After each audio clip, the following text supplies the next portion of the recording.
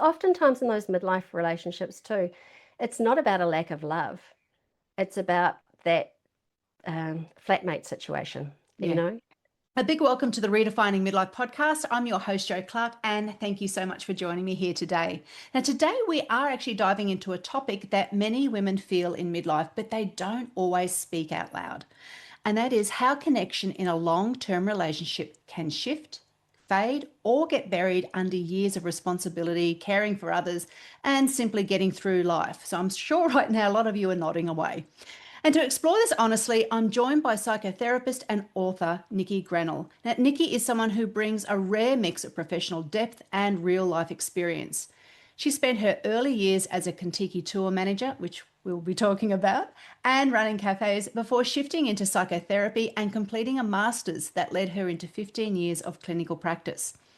Niki's personal story is just as rich. Niki's part of a blended family that includes 6 ethnicities and neurodiversity. She has 3 adult children, only one of whom she birthed, and Niki's navigated sexual assault, the ending of a significant relationship, solo parenting, grief, and rebuilding herself in midlife. She supports her mum after losing her dad, and she lives in Dunedin, New Zealand with her husband Matthew. And they are preparing right now to run couples retreats in Bali next year. All of that, along with her new book, Under the Orange Umbrella, gives her a grounded and compassionate perspective on what intimacy and connection really can look like in this stage of life. So today we're going to be talking about rediscovering connection as you rediscover yourself, seeing your partner as they are now, and rebuilding closeness in ways that feel true and sustainable in midlife.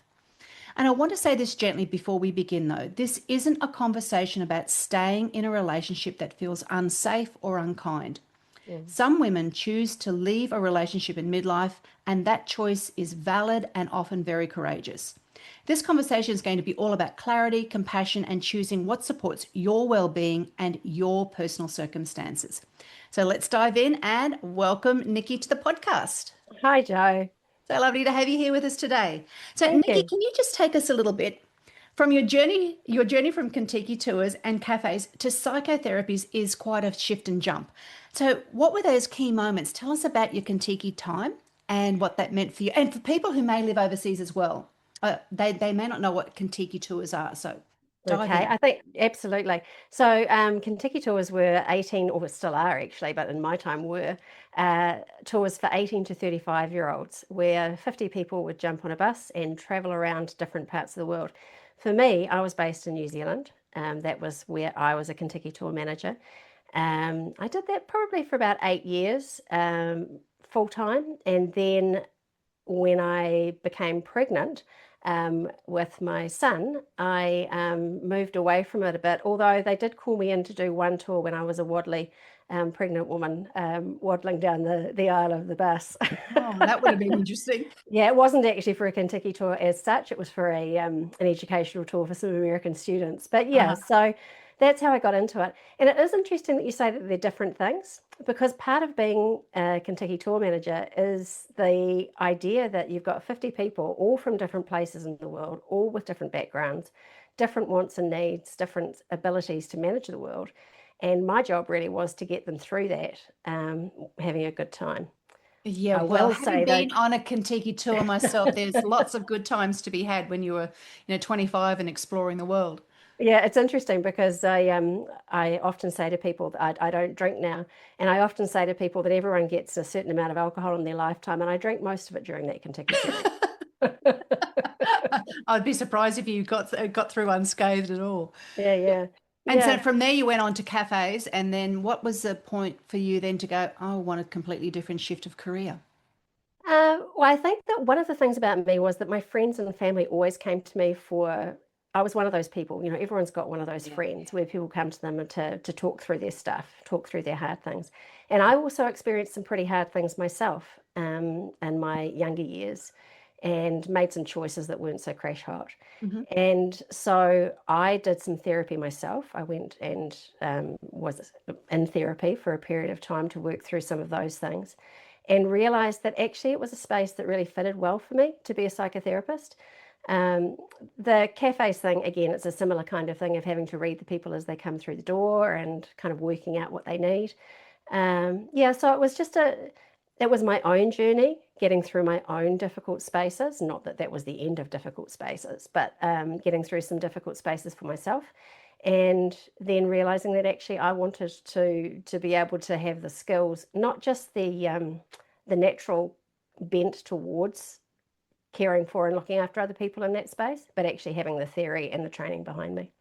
So you went back as a mature age student to complete all of I your did. I went back as a single mum. Wow, I that would have went been back as a single mum. I had my son, I think, was about 2 or 3 when I first started my training. I started doing a diploma in family therapy and counselling.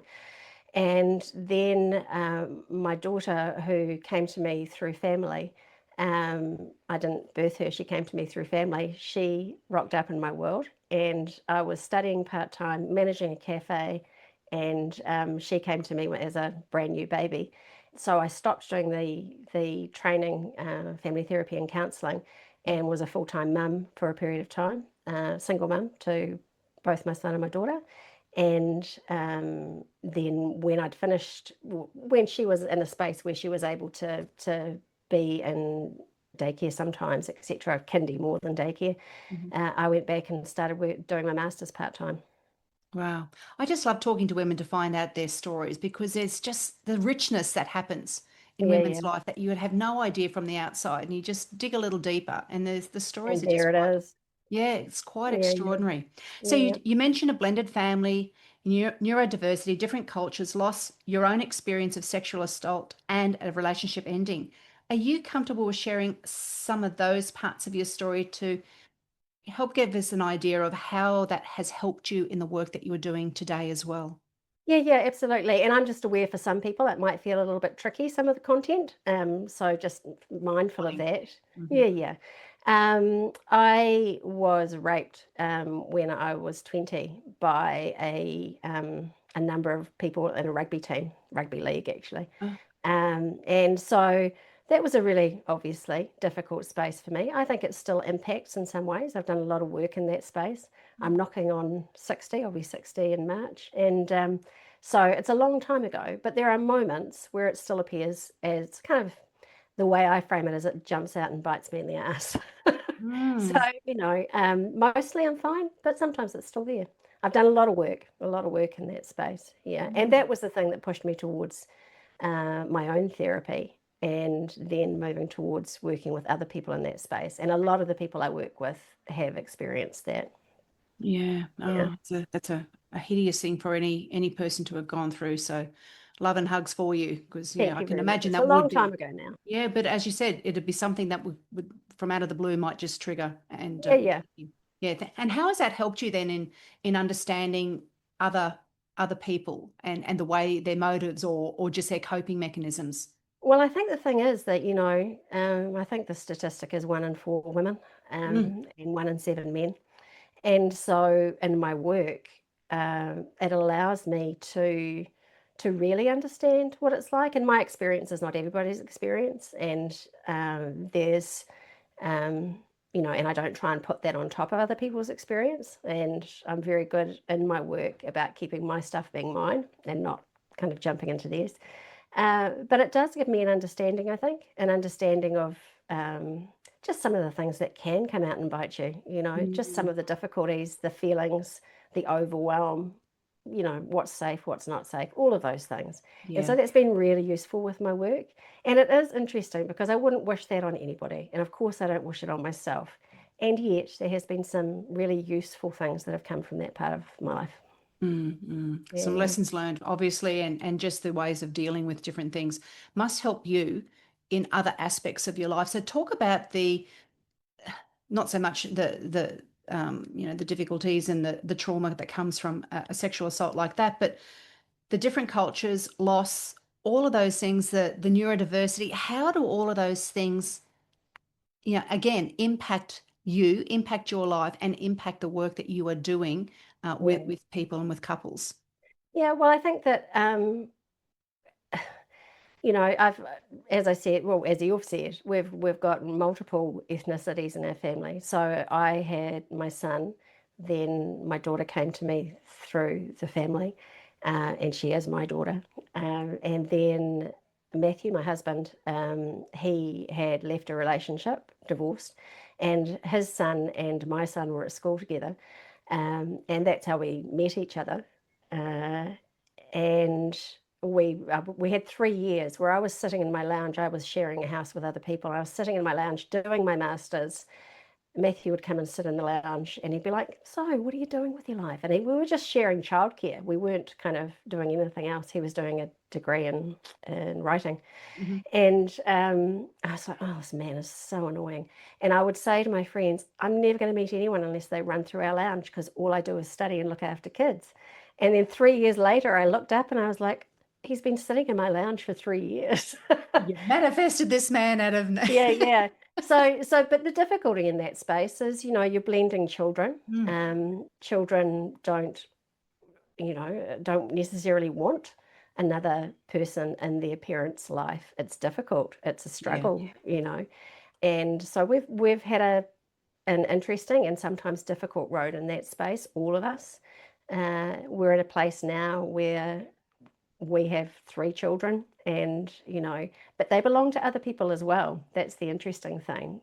Obviously I'm not with my son's dad, and my daughter has 2 other parents, and my other son, Matthew's son, has a mum and another family as well. And I think I look at it like holding it with an open palm. It's like I hold the love with an open palm. None of these people are mine.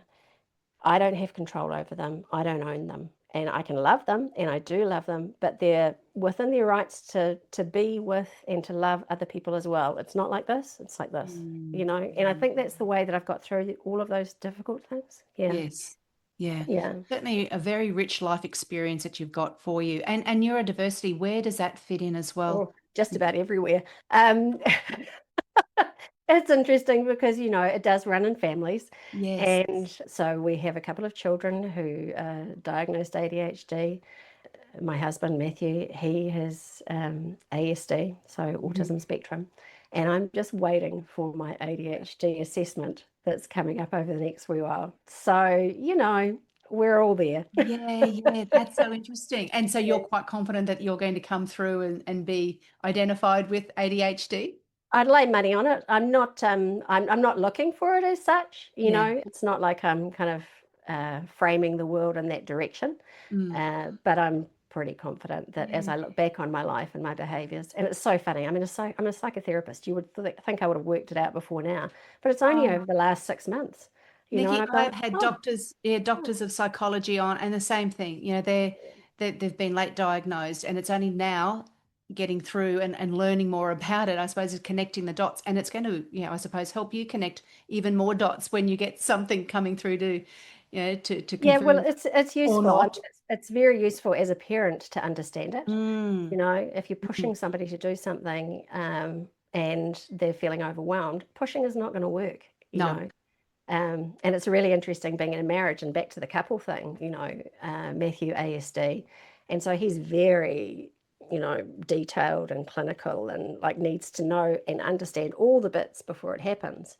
Whereas I'm just like, let's get this done. Let's move. Why aren't we doing it? And on to the next thing. But it's worked well for us, even before we understood it.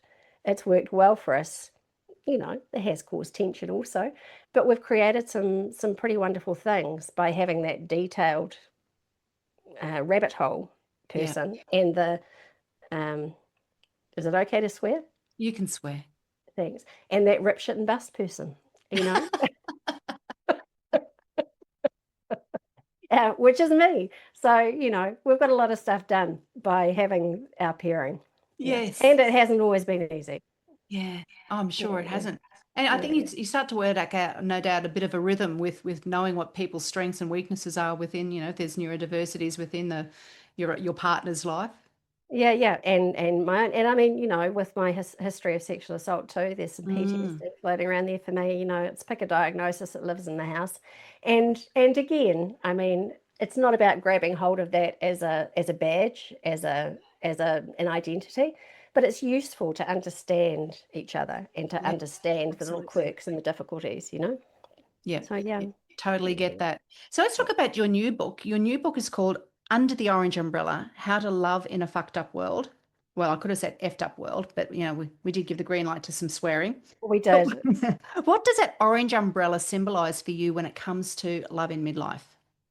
Well, the orange umbrella is a tool that I came up with a client. I happen to have an orange umbrella in my office, and this young man, and I do have permission to talk about it, this young man had some difficulty with meth addiction. So it was a very difficult time for him. And we worked out between us that if we had the orange umbrella as an umbrella of decision making, so that particular orange umbrella was around his sobriety from meth, really. Mhm. So when he saw his kids, that filled him up, made him feel good in his world. That was under his orange umbrella. Going to the pub and having a beer with his mates, not such a great idea, not because of the beer, but because it broke down his barriers towards going out and having the meth. Mhm. So that didn't fit under the orange umbrella of sobriety.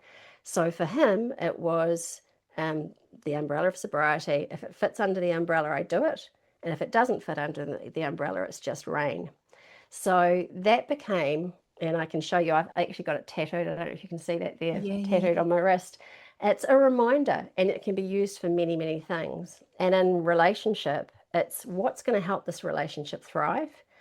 If it's going to work, if it's going to help this relationship thrive, do it. If it doesn't, it's just rain. And Mm. it makes decision making really quite easy in the space. So in a relationship sense, it could be, um, you know, all of us, when we've been together for a long time, there are things that annoy us about our partner, of course. And we're talking about a relationship that's not abusive and a relationship where both people want to work on it. Mhm. Mhm. But we all have things that annoy us about our partners, but we can throw arrows at them of nasty little comments or little things that come across. And under that kind of umbrella of the orange umbrella of what's working for this relationship, the arrows of "Mm, don't aren't useful. They're not going to support the relationship. So they shouldn't happen. It's just a Mhm. decision. Make the decision underneath that umbrella. And so I use it for lots of things. But it's Yeah. been my little catchphrase for myself and for others over the years. Huh. And so when did you write this book? We're just in the final stages now, and hoping for it to be out in July next year. Fantastic. Oh, Yeah, cross fingers, that all will go smoothly between now and July, so there's no holdups for you. yeah, yeah, that would be great. Yeah, Yeah, yeah, yeah. fantastic. Because it's a big, I've had a number of people who have written books on the podcast before. It's such a huge, a lot of work. And it's not just as simple as we write a book, send it to the publisher, and it's out within, a month or two. No, There's not at all. Matthew and I have process. written a couple of books together, Yeah, okay. and around cafes and around New Zealand, and yeah, it's a big mission. It's a Well, big at least mission you've and got put it out some the door. some runs on the board, so therefore, it makes it easier to be published again, I assume. But I might be wrong in that. Is that just an assumption, or is that does help Oh, you? well, yeah, that's the plan. I mean, our first book we self-published, and then we got asked by by a publisher to write the second book. So, we Yeah, as you say, we do have some runs on the board. yeah, So, yeah, yeah, fantastic, yeah, yeah. fantastic. Okay, so let's get into the nuts and bolts of what we're going to be talking about today as well. So you've given us a really great depth of understanding of where you've come from, what your skill set is, and how this can help then in the work that you do with couples in particular. Now, I want to just talk about two terms so people in their mind have got what the clear distinction is. Hmm. So there is a difference between sex and intimacy. So in your own words, what is the difference between the two? Hmm. And why do you think the intimacy piece often gets forgotten in couples or for couples in this stage of life? Well, I think oftentimes for couples in this stage of life, sex is an issue. You've been together for a long time, and that is an issue. And I can say with great confidence that the piece that will help that is the intimacy piece. So the intimacy piece is around knowing who you are as a person, and also knowing who your partner is and sharing that with each other. It's about the places where you show your vulnerabilities. After a long time together, midlife relationships can often end up in a place where they are transactional. Mhm. They're all about how we get things done with the kids. The kids have left home now. What do we do? We're just looking at each other going, what now? And so the intimacy is around, what am I afraid of? What am I, what are my dreams? What are your dreams? What patterns have we got into that we're not happy with anymore? And I mean, just a simple thing.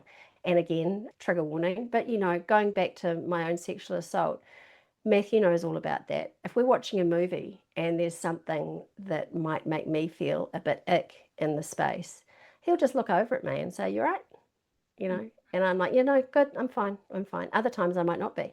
But that's intimacy. That's understanding the frailties, the vulnerabilities, and supporting each other within that, and offering up, I'm going to use a therapy term, unconditional positive regard, like listening to the person, being with the person rather than trying to get your own space across. And if two people are doing that, that's where the intimacy arrives.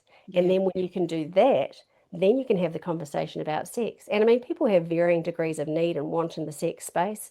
And it's a conversation, and so the intimacy is the part that comes before that, I think. Yeah. Yeah. It's for many couples, familiarity brings a type of a comfort because the Mm-hmm. person can sometimes predict what's going to happen, how somebody might react, and there's a certain comfort in that. There's also a saying, familiarity breeds contempt. And Mm-hmm. and so there can be a real, oh my God, an annoyance.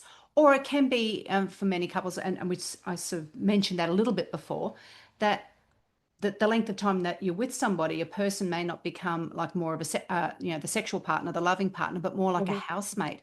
So Mm-hmm. when you hear that in your clinic, where do you begin when someone's describing their partner is like a housemate now? Yeah. I think the first place I start is with the person who's in front of me. Because what happens, and as you've named earlier as well, that we end up, particularly women, I think that we are socialized, and we have the hormones that push us into a filling spaces kind of way of being in the world. We lose track of who we are. So in the first instance, for me, it's around, so what do you want in the relationship? What do you want, not only in the relationship, but for yourself? And oftentimes people haven't even asked themselves that question. They've just come into this space over the years where it's just in the train tracks. It's just going in one direction Yeah. without any thought or even vision to the outside of that. So the first place is there. And then the second place is being able to share that with your partner. And how do you go about doing that? And working with people to get through how they share themselves with their partner. For women, particularly, too, there's a space around boundaries. We don't we don't respect our own boundaries. We clean, we cook, we run around, fill the gaps for our adult or young children, fill the gaps for our partner, and then get really resentful because we're not getting what we need. But actually, it's our responsibility to notice what our boundaries are.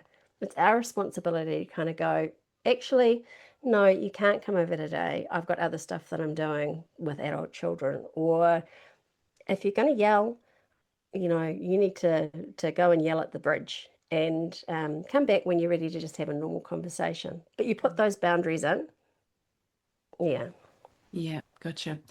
So, what are some of those quiet patterns that you notice happen in a relationship? Is it the we're not talking as much anymore, the irritations, I just turn away, I fill my time doing something else other than being with the person? What do you notice as common sort of patterns that happen? Yeah, oftentimes I think what I notice is that people just stop trying. You know, there have been hurt spaces, and even if the other person's beginning to try, the hurt spaces just unable to let that come in. That's a very common thing, I think, that I see.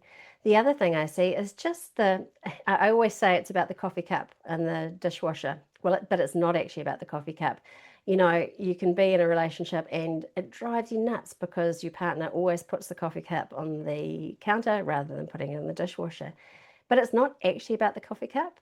It's about the fact that they're not respecting what you've asked them. That's important to you. They're not caring for your needs in that moment. It's actually, there's deeper stuff going on underneath a lot of those annoyances. And those are the kinds of patterns that need to be given some air. So each of you can kind of notice, Well, actually, it's not about the coffee cup. It's about the fact that I feel disrespected in that moment. I've worked all day as well. Why can't you just put the coffee cup in the thing? Your care for me doesn't seem to be present with that cup, but it's not actually about the cup. Yeah. Does that make sense? Oh, it makes total sense. Yes, Yeah, yeah, absolutely. So, yeah. as many women rediscover themselves in midlife, then, Nikki, how can personal growth help connection? And when can it create friction? Well, I often talk about the fact that, if systems theory, if one person in the system changes, then the rest of the system has no choice but to change. Um, and so that can work for a smooth ride if the system changes in a direction that's useful, and it can work for a rough ride if the system doesn't want to change. Mm. So personal growth, as far as I'm concerned, for relationship, I don't want to live my life just grinding through, So I want to learn as much as I can about me. I want the people I work with to learn as much as they can about them and what they want in their life, and then offer it up to their partner. This is who I am. This is what I need. Are you willing to join me? You know, and that's where that friction can come in, Mm. because all of us, I'm a psychotherapist, so my space in the world is that all of our patterns and difficulties start right from very little. So all of us come to a relationship with those. And most of us come to a relationship trying to work our way through things that weren't resolved when we were young. And we end up in patterns and we're like, how am I here again? Why is this happening again? Yeah. So but your partner comes to that as well with their own stuff. So it's a gentle road, I think, as much as it can be. I mean, I'm quite a bolshy person. My husband might laugh to hear me say that, but but it is a gentle road, and you need both people to kind of join the journey. So Mm. that's where that friction can be difficult. Gotcha. And Yeah, so you also talk about three layers of connection with yourself, with your partner, as they are now, and with the shared future. So can you just walk us through the layers for midlife couples? yeah. So I think I've already spoken a little bit about it, and that the first thing is to know what you want. The first thing is to know you. And I think I'm a woman, you're a woman. I think we're talking mostly to women. Yeah. As women, we do put that away oftentimes. I mean, it's a stereotype, but it's a stereotype because it's real. We put our children's needs in front of our own, we put our husband's needs in front of our own, our older parents. There's particularly in that midlife space, and I'm sure this has been spoken about before, you have elderly parents who need your support, you have teenage children or young adults who need your support, you have your own career oftentimes, and a relationship, you know. And there doesn't seem to be time to think about the relationship or yourself really in that space unless it becomes really conscious. And so the first layer is that connecting with yourself. What do I need? What do I want? And down to the basics, you know, eating, sleeping, moving, and connecting. What do I like to eat? Am I putting the best bit of food in front of the other person at the table? Am I choosing to cook food for other people that I don't actually even want to eat? Moving, getting in contact with your body. A lot of us are a long way away from our bodies unless we do some kind of practice where we are connected with our bodies.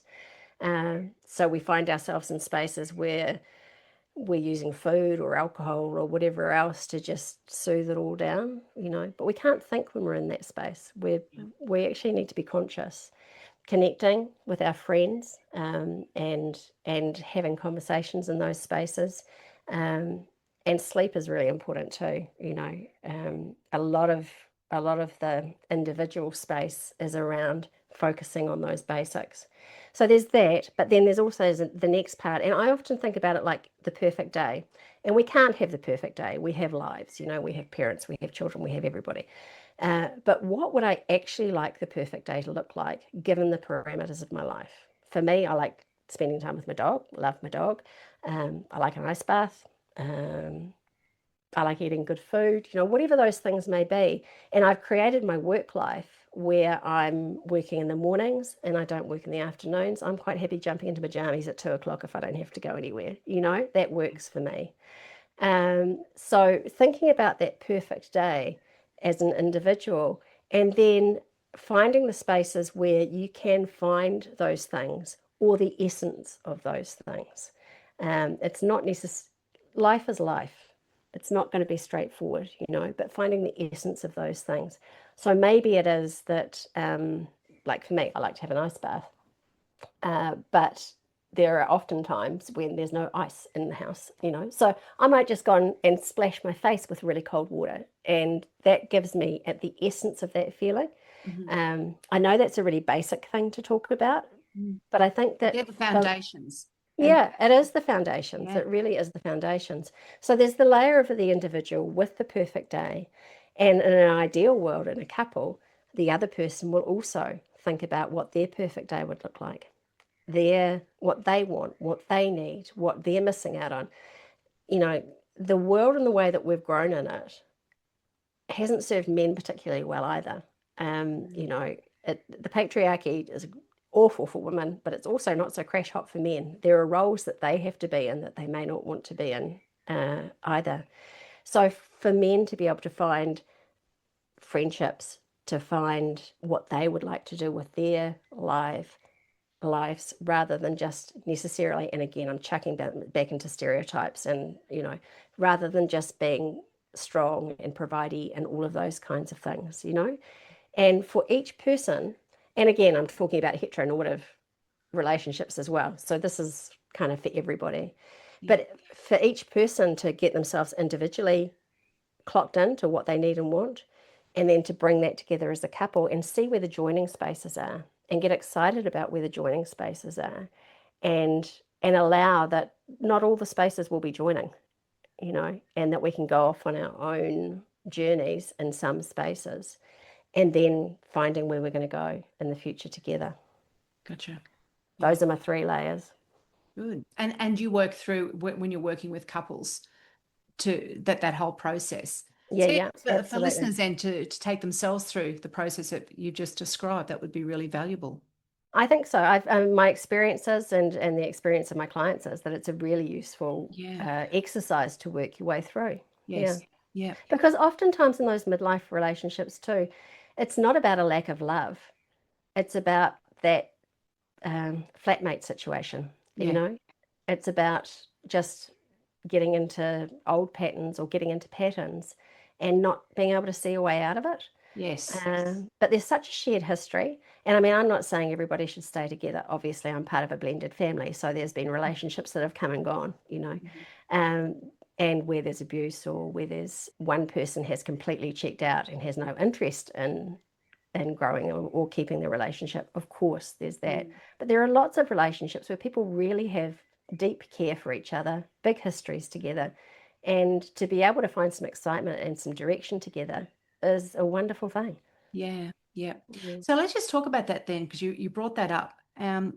We know across Australia, New Zealand, UK, US, where the numbers of divorces are actually reducing. So there's a decrease, but the divorces that are happening are more often in midlife and beyond. In fact, there's a term called the silver or grey divorce.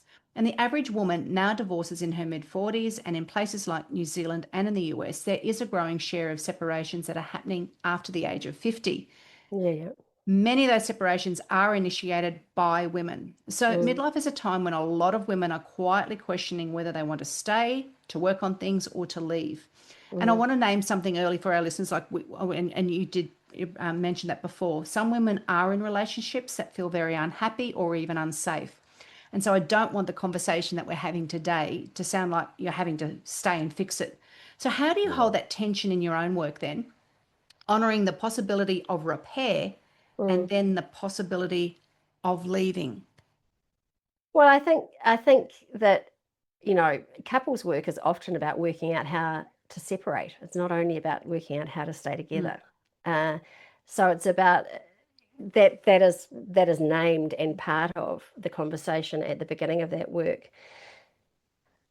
I do think that, there are some non-negotiables. The abusive space, if there's a sign of that, if I'm working with a woman who's in a relationship where there's real clear signs of abuse, I am very much opening the possibility that this is not a relationship that's useful for them to stay in, and that is real.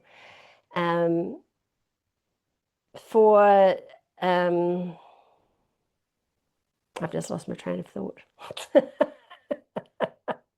Do you know what? It is always reassuring when somebody else does, Niki. It is very common with the midlife women that I have as guests on the show. So do not feel. So we're Postmenopausal. talking.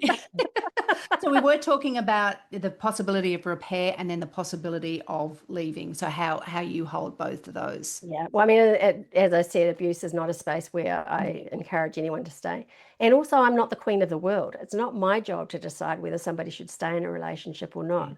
And it's not my job to fix it. My job is to be curious alongside these people as to what they actually want going forward, to help them think about their own histories, to help them think about themselves as a couple, and to help them find out whether they do want to stay together or not.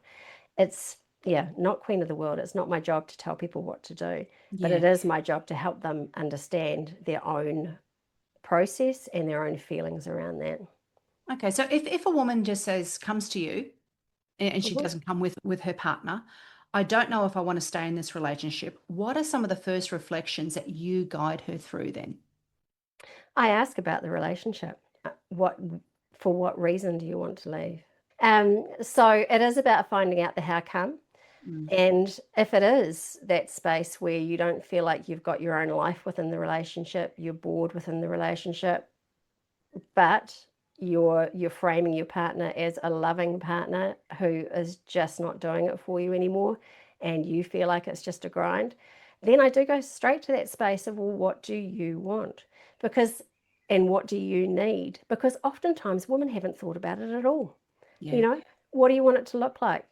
I don't know. You I know don't you know. don't want that, but what the other alternative Yeah, what do is you want? unknown. Yeah. And over time, and it's not a quick fix, but over Mm. time, coming to a place where we understand what they want. Do you want to have it in this relationship? Is this a relationship that you can see that being there? Because, and I, with the caveat of don't stay in a relationship if you really don't want to be there, Yeah. but also it's hard being in that relationship, but it's also hard being out of it. Choosing to move in. Yeah, choose your heart, exactly. And so if there's history and love and willingness for the other person to do the work too, that's Mm. a space where I would encourage people to try and do the work. But that's not the end, Yeah. it's not the final call on that. And again, it's not my call, but it's a working through that to a space where actually I really love you and this is not me anymore. Or a space of I really love you, you're willing to work with me to find some excitement and some good stuff going forward. Let's do this together.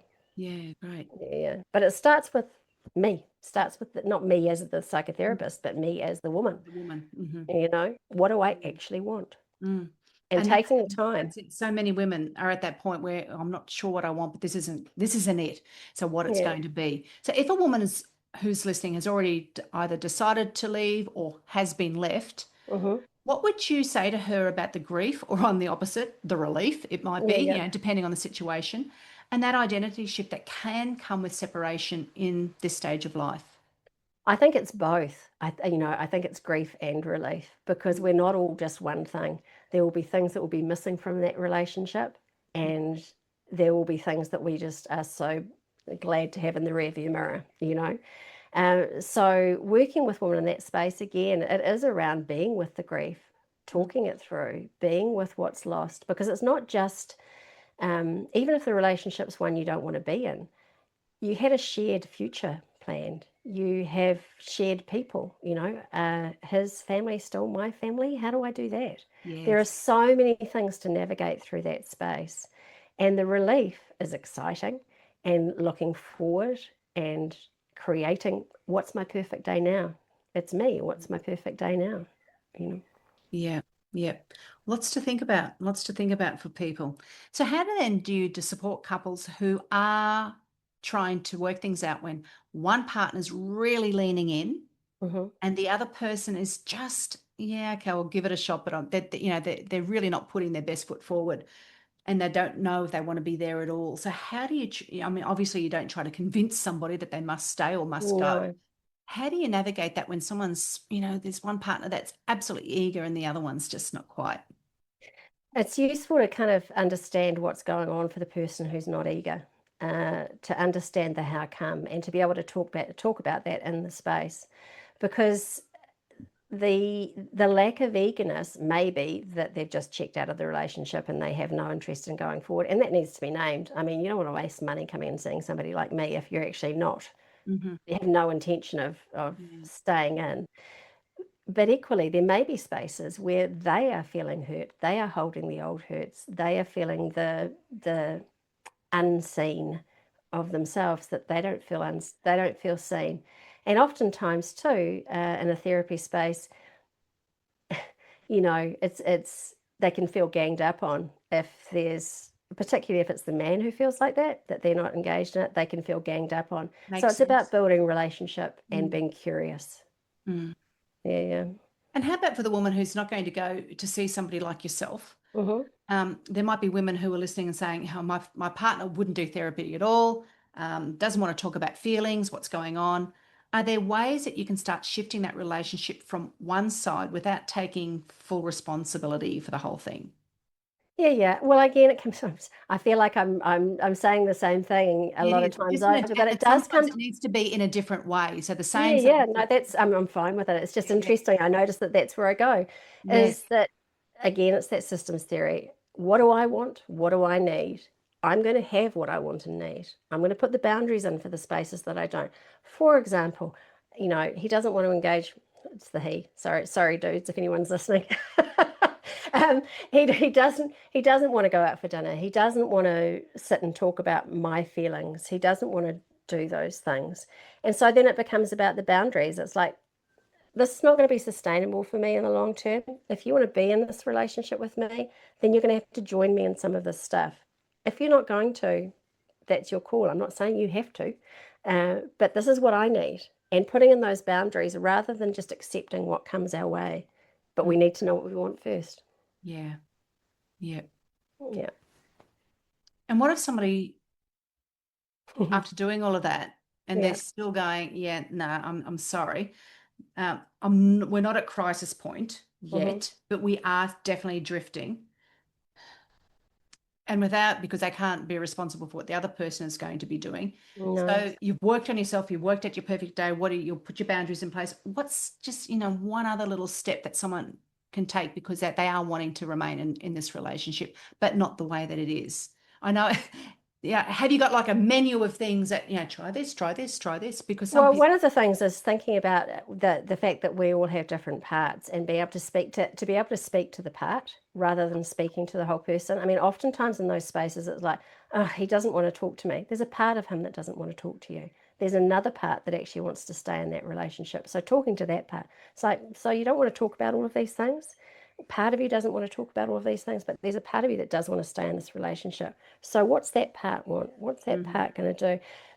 It's an interesting thing, this whole parts work situation. Um, Oftentimes in arguments or in conflict in relationships, oh, you never listen to me. That's not actually true. Yeah. Sometimes the other person does listen to you, but I'm angry right now because part of you is not listening to me, and part of me is feeling really angry about that. And I also notice that you look a bit sad. I'm wondering what that might be. And it takes some of the tension out of the space.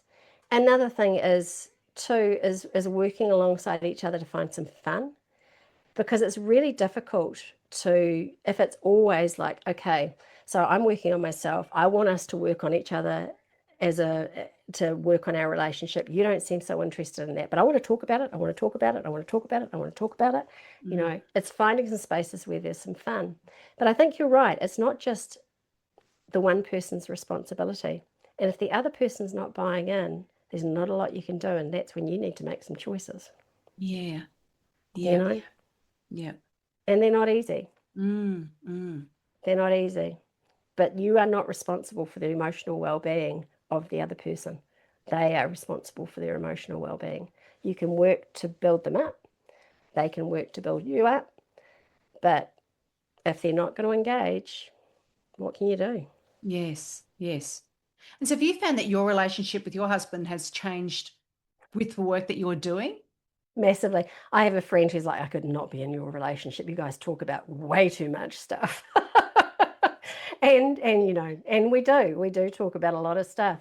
And I think that as I've got older and going through menopause as well, that estrogen drops nurturing as well, I think a little bit, and Mm. willingness to put up with other people's stuff. And as I've got older, I am very straightforward around what I need and need and want and won't put up with, you know.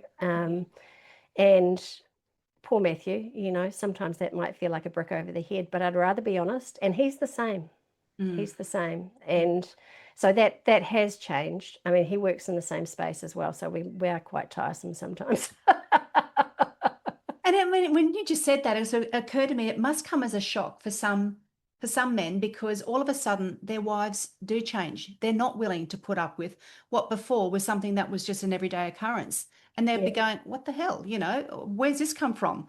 Whereas yeah, for women, it's quite clear where it's come from, but for the partner maybe. And I'm sort of talking about a heterosexual couple here, so we'll talk about all couples. This is yeah. something that would be for all couples. It's just not one and done. No, The way it's I not. was, And I think the way I was 10 years ago may change to where I am today and will change again, no doubt, in another 10 years. absolutely, absolutely. And it's whether you have those lines of communication open where you can change together, not in the same direction necessarily, but that you understand the changes of each other and you can negotiate that as to what works for each of you. Yes. Yeah, yeah. I was just thinking that, we do spend a lot of time filling up the spaces for other people as women, again, stereotypically. And so it's a shock for people when we do something different. Mm, It really is a shock for people when we do something different. If we're always the ones who are filling the gaps and filling out the forms and organizing the family trip and doing the whatever, whatever, when you sit down and go, actually, I'm not doing, can you organize the flights and organize the camping trip or whatever it might be? I'll be there, but you can organize it. It's a bit of a shock. yes.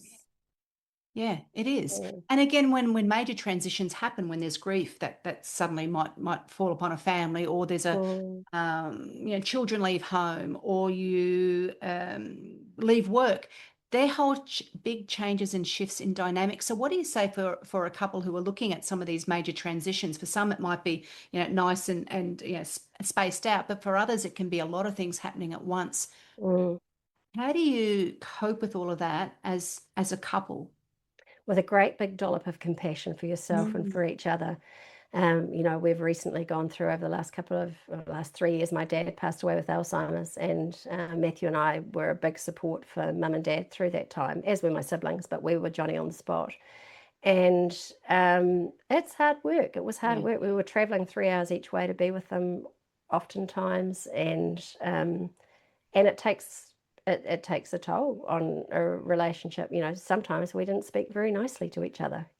Sometimes I was just exhausted and sad. And it's a great big dollop of compassion and a willingness to repair. A willingness to go, look, I'm really sorry I was so short with you earlier on today. It's just been such a lot, and being willing to go, yeah, it has been a lot, and it wasn't very nice the way you said what you said, but I get it. you know So just hearing you say that, how powerful is it that whole ownership of your own behavior and apologizing, saying sorry?